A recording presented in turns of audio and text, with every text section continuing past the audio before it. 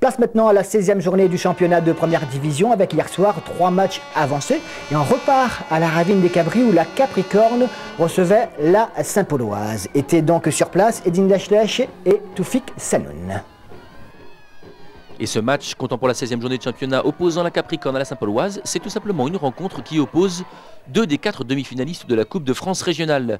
En effet, les Saint-Paulois se sont débarrassés des Tamponnais au tir au but. C'est de la même manière que la Capricorne s'est débarrassée de l'Excelsior. 2 équipes donc qu'on peut supposer passablement fatiguées. Peut-être cette fatigue explique-t-elle la faute de Saïdou sur Cormeret. On joue depuis 5 minutes. OCI s'en charge car c'est pour un gaucher et le ballon ne passe pas loin des buts de Philippe Var. Nouvelle offensive ravinoise avec Robert Rateau, l'international mauricien.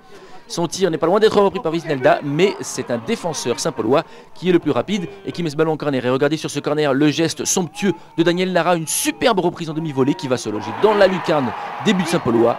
1-0, on joue depuis 12 minutes.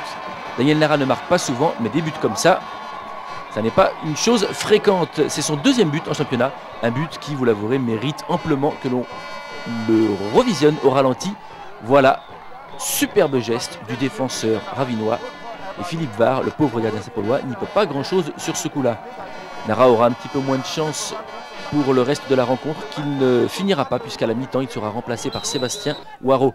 La réplique saint-pauloise est de belle facture avec cette reprise du gauche de Bastin sur la barre transversale. On joue depuis 35 minutes et les Saint-Paulois poussent. Ils vont encore toucher du bois avec Sully Francia sur coup de pied arrêté. Voilà, Castel tarde à partir. Le ballon tape le poteau, Nabot la reprend et c'est Jimmy Elkamon finalement qui sauve son équipe.